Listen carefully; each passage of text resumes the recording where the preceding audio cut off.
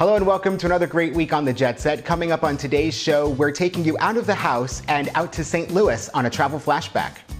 And I'm taking you back to Wyoming to explore the Equality State. And we've got the travel headlines that have us talking. All of this and more is coming from a safe social distance. You're watching the Jet Set. Are you ready to go? It's time to Jet Set. We have your ticket to travel, food, and fitness. And everything you need for an on-the-go lifestyle. We're about to unmask travel news on this week's edition of Here's This, powered by TravelPulse.com. As social distancing becomes the norm, summer travel is likely going to be outdoorsy, with travelers staying closer to home and traveling for shorter periods of time. This summer, secluded campgrounds, wide open spaces, and outdoor landmarks that are not too far from home will most likely be the safest places for those who do decide to go on summer vacation. Recent data suggests that Americans are warming up to traveling this summer and that many are actually thinking about hitting the road. And while interest in travel is ticking up in a variety of surveys, air travel will likely still remain depressed, and many travelers may opt to stay away from communal spaces such as hotels and resorts, opting for vacation home rentals, RV rentals, boat rentals, or even tent camping. Nikki, have you ever been tent camping? Tent camping? Ever in your life? I think I saw it in a movie once. Yes, I did actually on my honeymoon. I did. Wait a minute. Hold on. We're throwing Here's This out the window. Hold on.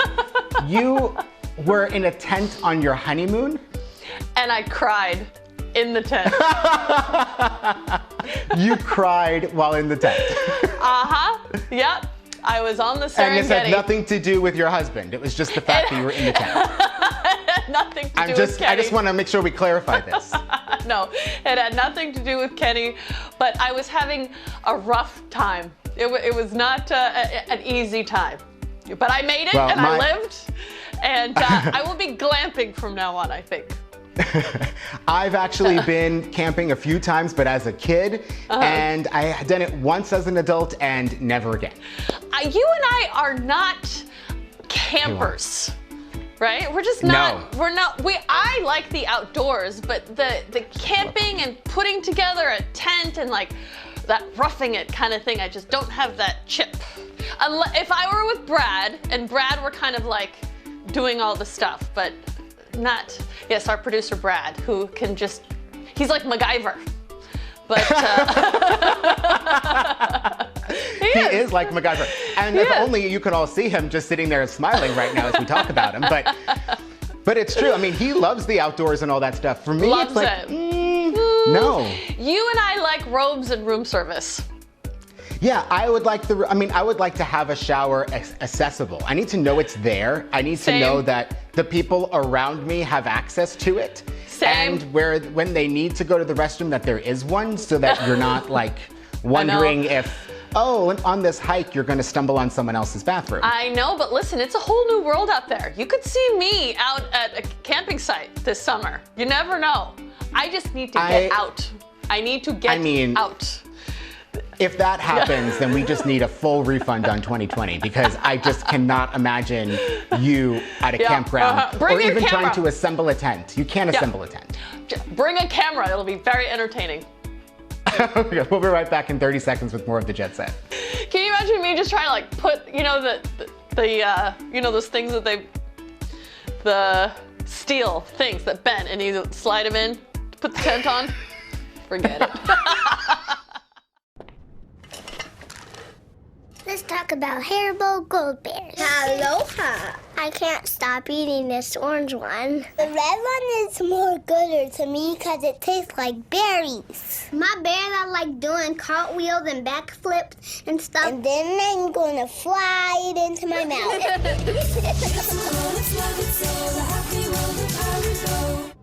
And for all your favorite gummies in one bag, try Haribo Star Mix. St. Louis sits on the banks of the Mississippi and Missouri rivers, and we know it for baseball, beer, and of course, the Gateway Arch. Our travel correspondent Davey Sutton is back to give us a tour of the newly reopened national park.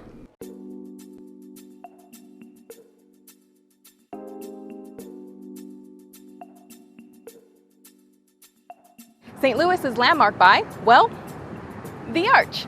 But silly me, I never knew there was an entire experience inside, and it's a national park.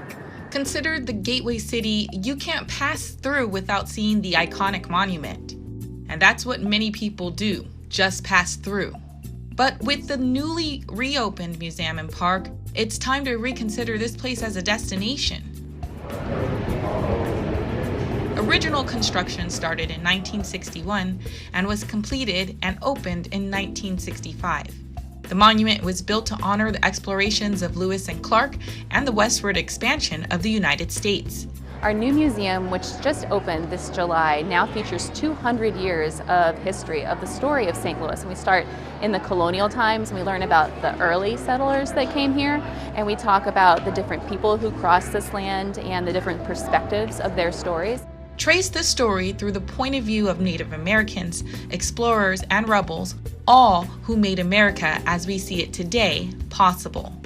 There are 6 interactive themed areas, meaning this is a museum where you can actually touch the exhibits. The video is going to play on either wall, so just enjoy.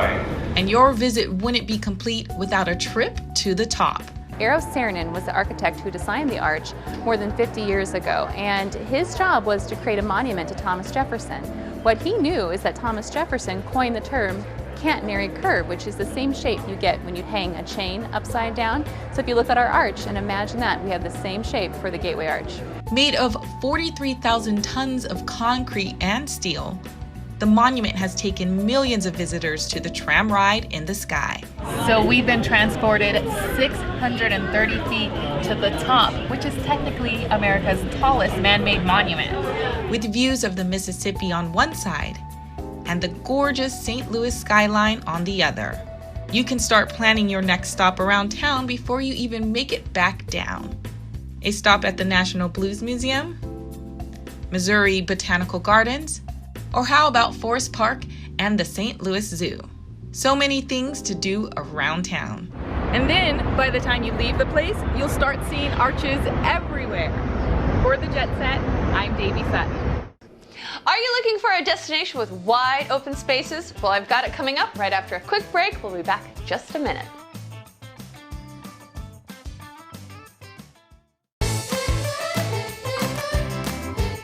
As we start to plan our first trips after quarantine, avoiding crowds is going to be a must. So where to go?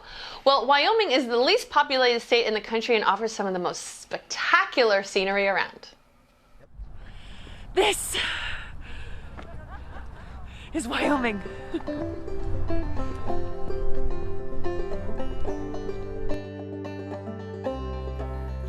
My trip through Wyoming started in Jackson Hole. Spectacular scenery was just the start.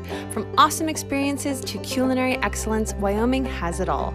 For my stay, there was no better place than the 49ers Inn & Suites.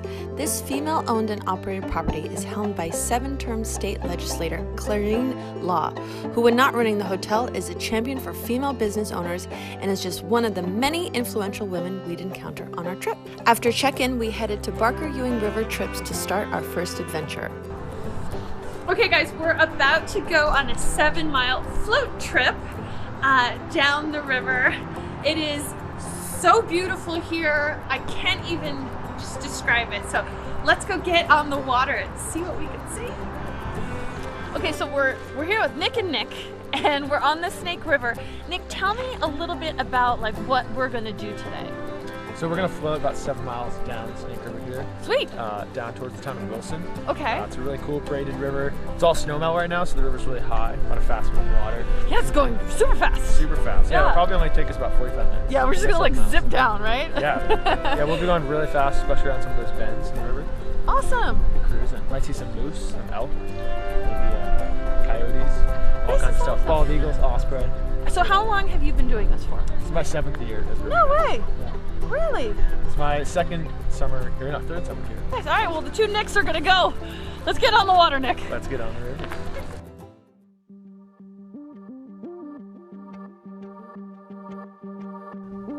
Boarding the raft with an exceptional group of women for our float was a real treat.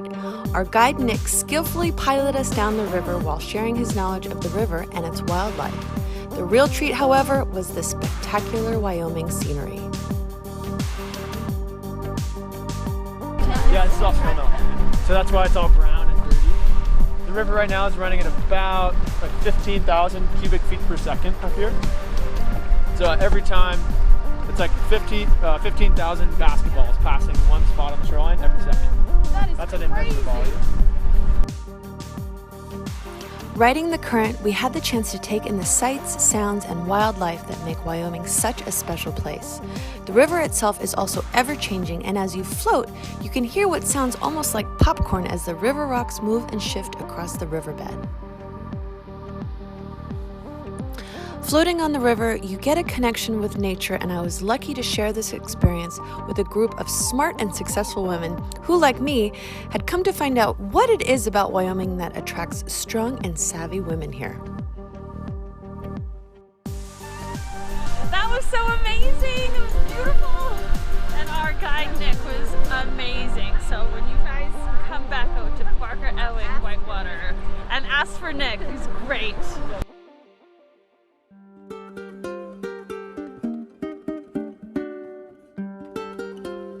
Back on dry land, it was time to eat, and I had the perfect place lined up, the kitchen. Welcome. This is so cute. Thank you. I'm Nikki. Justin. Hey, nice to meet you. Pleasure. Refined yet casual, the cuisine at the kitchen embraces Asian influences and ingredients including the freshest fish, meats, and seasonal vegetables. The presentation is clean, simple, natural, and uncomplicated. The kitchen's executive chef, Ash Tucker, celebrates a long and varied culinary career of over 20 years. Chef Ash embraces the philosophy of serving simple prepared dishes where full flavors, high quality, seasonal ingredients, creative composition, and sound cooking techniques marry to present remarkable culinary creations. But in the end, all I need to say about my meal is yum.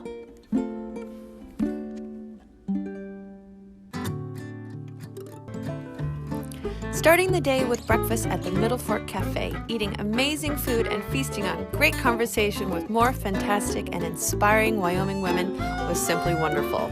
And as delicious as the banana bread French toast was, my favorite part was meeting a former Miss Wyoming who shares a passion for creating platforms to elevate women everywhere. After breakfast, we headed out to the Shoshone National Forest to meet with the founders of Bear Basin Adventure for an incredibly unique women's yoga retreat on horseback. So we are just about to start a beautiful trail ride. Me and Tubik here are gonna go explore. It's just a wonderful way to explore Wyoming on horseback. I'm so excited. This is so beautiful. Right? Right? Heading out on horseback with these inspiring women was another example of the women of Wyoming literally blazing new trails. Connecting with nature, the horses, and my fellow female adventurers was an experience I won't soon forget. My name's Jamie, and I feel like the luckiest human being on the planet that I get to come out here and offer yoga with Bear Basin Adventures every year for our women's mountain yoga wilderness retreat. Every year that we've done it, we've had different women from all over the world actually come and participate and take part in this epic adventure with all kinds of different experience with horses and yoga, and we really just try to make it accessible and available to as many people as are interested in coming. And it's my real push as a yoga teacher and practitioner to, as much as we're like out in this wilderness setting and kind of in a very non-traditional, this like doesn't look like a yoga studio or a yoga class that you would come to in any city that you might live in. As much as it's like wild in that way, I do my best and feel that it's very important to thread in the roots of yoga practice. We'll have to take a quick break. We'll be right back with more of the Jet Set.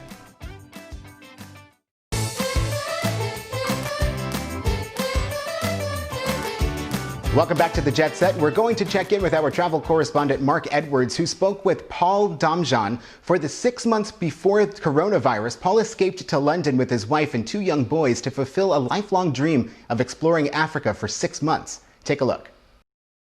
So, Paul, I want to open up by thanking you so much for being here. It's great to have you part of the Jet Set.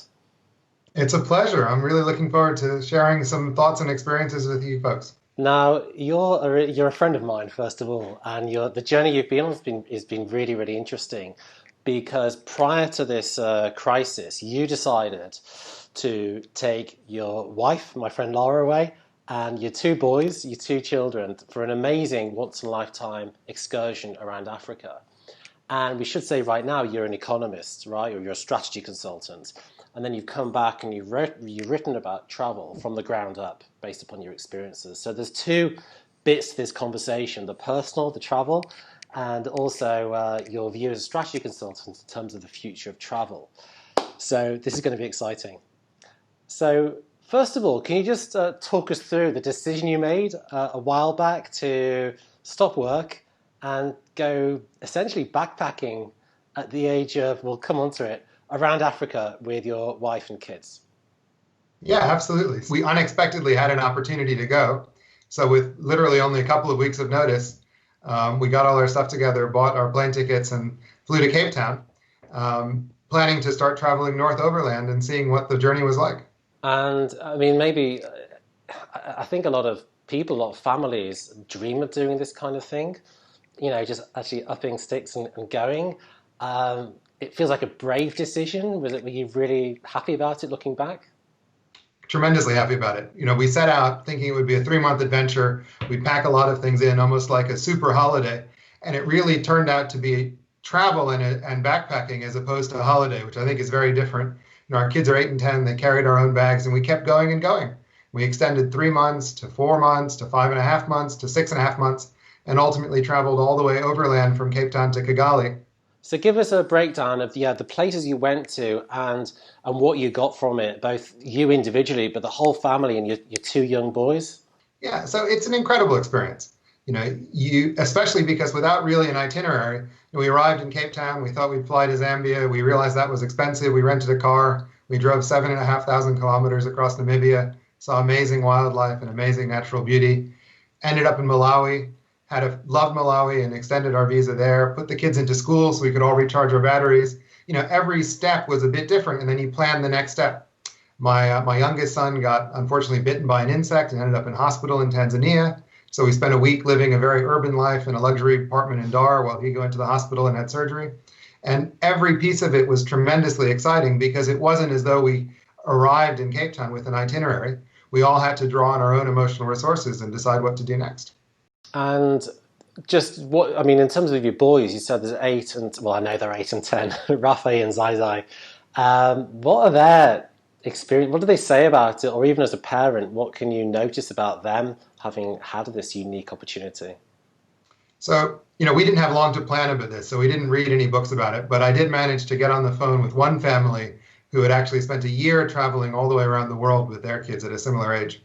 And what they said to me is the most amazing thing about this, which you won't appreciate until you do it, is how your kids will learn to be comfortable with adults. And that was completely true. You know, you're staying in lodges and backpackers and going on buses and trains and boats. And there are all kinds of times when the people for them to talk to are their adults. So they developed a lot of confidence. They developed a lot of ability to understand that they could navigate new cultures on their own. And I think they really developed a love of Africa and of wildlife, but also an understanding, which you don't get on the safari circuit, that there's a lot more to Africa than lions and elephants. I mean, that's so inspiring and just so incredible they've had this opportunity. And listen, it's been fantastic speaking to you. And I just want to thank you for maybe inspiring some of our viewers to actually do something perhaps similar and to share your positive outlooks in terms of where some of the countries might be that people can consider in the future once this starts to blow over. So Paul, thank you so much for being here. Really appreciate it. Thank you very much, Mark. It's been a real pleasure. And if people want to get hold of you, finally, how should they do that? Well, the best way is to follow me on LinkedIn, Paul Domjan. Shoot me a message or on Twitter, and I'd love to talk to everyone. Excellent. Or indeed, look at my Instagram, Instagram.com/Paul Domian, and you can see hundreds of pictures of the reality on the ground, good and bad, of traveling with kids in Africa. Fantastic. Thanks so much. Brilliant. Cheers. Thank you. Well, we've got your weekly virtual escape coming up after one final break.